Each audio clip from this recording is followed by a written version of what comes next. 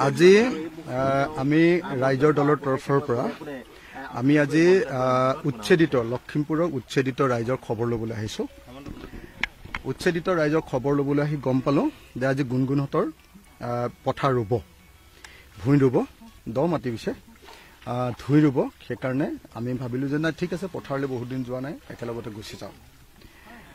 এইটো বহুত দুৰ্ভাগ্যজনক কথা যে খাতি অসমীয়া খিলঞ্জীয়া মানুহ, যি অসমীয়া জাতি গঠন কৰিছে আহোমসকল, সেই তেনেকুৱা 19টা পৰিয়ালৰ মাটি আৰু ঘৰ ইয়াতে উচ্ছেদ কৰা হৈছে। কাৰোবাৰ ঘৰ গৈছে আৰু বহুতৰ মাটি গৈছে। মই যোৱা পৰহি অসমৰ মুখ্যমন্ত্ৰী ডাঙৰীয়াক নিজে সাক্ষাৎ কৰিলোঁ, এখন মেমৰেণ্ডাম লৈ গ'লোঁ আৰু লৈ গৈ তেওঁলোকৰ সকলোকে যিমান মাটি গৈছে সম পৰিমাণৰ মাটি তেখেতসকলক দি দিবৰ কাৰণে মই দাবী জনাই আহিছোঁ। ইন প্ৰিন্সিপল অসমৰ মুখ্যমন্ত্ৰীও মানি লৈছে দিম বুলি, আৰু তেখেতে চিফ ছেক্ৰেটাৰীক কৈছে যে এইটো মাটি দিয়াৰ ব্যৱস্থা কৰিব লাগে। দেখা যাওক, মই লাগি আছোঁ। প্ৰত্যেকটো পৰিয়াল ইয়াত লখিমপুৰৰ যিখিনি উচ্ছেদিত ৰাইজ, প্ৰত্যেকটো পৰিয়ালৰ কাৰণে মাটি উলিয়াই দিবৰ কাৰণে মই লাগি আছোঁ। আৰু আজি প্ৰকৃততে কি হৈছিলে সেই বস্তুটো চাবলৈ আহিলোঁ। আহি দেখিলোঁ যে গুণগুণহঁতৰ কঠীয়াই নহয়, ইয়াতে 3 বিঘা মাটিৰ নেমু টেঙা, য'ত মানে আপোনাৰ গাড়ী গাড়ী হিচাপত নেমু টেঙা নিয়ে।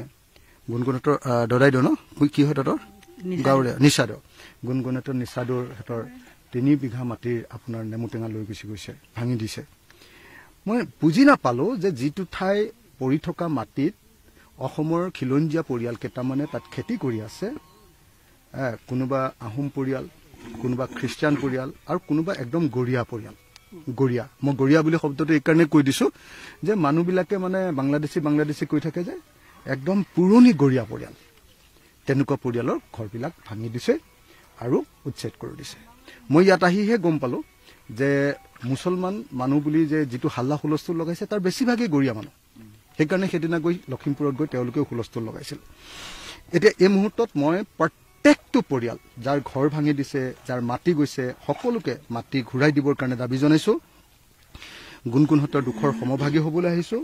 আৰু ভাল লাগিলে ইহঁতৰ পৰিয়ালটোলৈ যেতিয়া আহিলোঁ, তেতিয়া এই গুণগুণৰ বায়েক এই MA পাছ কৰিছে হোম ছায়েন্সত MA পাছ কৰি আজাদৰ কি কৰে LTK কলেজত তাইৰ লেকচাৰাৰ আছিলে 4-5 বছৰ।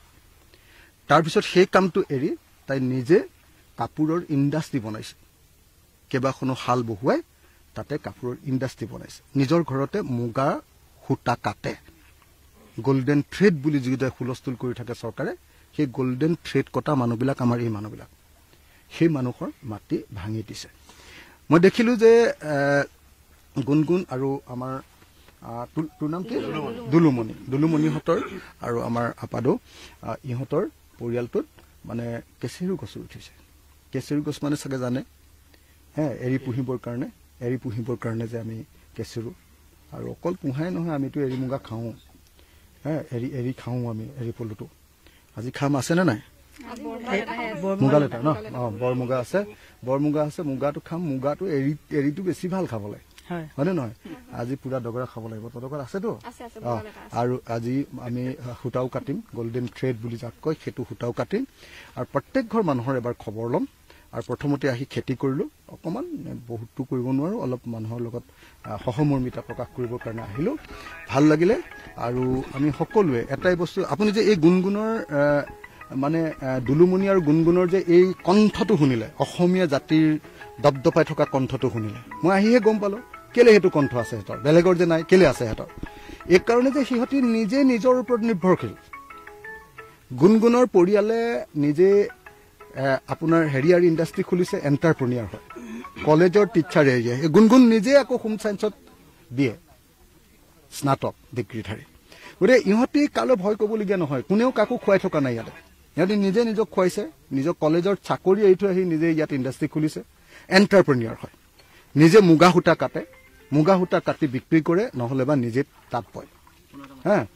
আৰু মই আটাইতকৈ ডাঙৰ আচৰিত হ'লোঁ যে এই আহোম পৰিয়াল, আমাৰ যি অসমীয়া জাতি আমি বনাইছিলোঁ, সেই আহোম পৰিয়াল গুণগুণহঁতৰ মাত্ৰ 4 বিঘা মাটি আছে, 4 বিঘা মাটি। সেই 4 বিঘা মাটিত খেতি কৰাৰ পাছত সিহঁতি আনৰ ঘৰত আধি লয়। তাৰ পাছতো চৰকাৰৰ বিৰুদ্ধে মাত মাতিবলৈ যিটো সাহস, এইটো আহিছে সিহঁতৰ ভিতৰৰ পৰা, এই এণ্টাৰপ্ৰেনিয়ৰশ্বিপটোৰ পৰা। হে গতিকে অসমীয়া মানুহৰ প্ৰতীক হিচাপে গুণগুণ আৰু দুলুমণি ইহঁত আৰু আমাৰ আপাদহত ইহঁত অসমীয়া মানুহৰ প্ৰতিনিধি ৰূপে এতিয়া অসমীয়া মানুহৰ প্ৰতিবাদৰ প্ৰতিনিধি ৰূপে অসমীয়া মানুহৰ মাত থকা অসমীয়া মানুহৰ সাহসী অসমীয়া মানুহৰ প্ৰতিনিধি ৰূপে থিয় হৈছে যদি ছোৱালীকেইজনী কিনমি নাকহঁতে কিন্তু একদম মাত থকা অসমীয়া মানুহৰ প্ৰতিনিধি এই যে হিমন্ত বিশ্ব শৰ্মা চৰকাৰে গোটেই মানুহৰ ওপৰত যিটো উচ্ছেদৰ বুলডোজাৰ চলাই দিছে মানুহক একদম অকল ঘৰ ভঙা নহয় মানুহৰ মুখ চুখ মানে কণ্ঠ চণ্ঠ চব ভাঙি দিছে ন কাৰো মুখত মাত মাতিবলৈ নিদিয়ে তাৰ বিৰুদ্ধে ইহঁতি এটা প্ৰতিবাদৰ প্ৰতীক আৰু সেইকাৰণে মই ইহঁতৰ ঘৰলৈ আহিলোঁ একেলগতে আজি এসাঁজ ভাত খাম আপোনালোকেও খাই যাব লাগিব কিন্তু হাঁহ মাৰি আছে মই দেখি আহিছোঁ হাঁহ মাৰি আছে আপোনালোকে চবেই ভাত খাই যাব লাগিব আৰু মই এতিয়া আমাৰ দুলুমণি আৰু হেৰিয়ে তুলতুলে ক'ব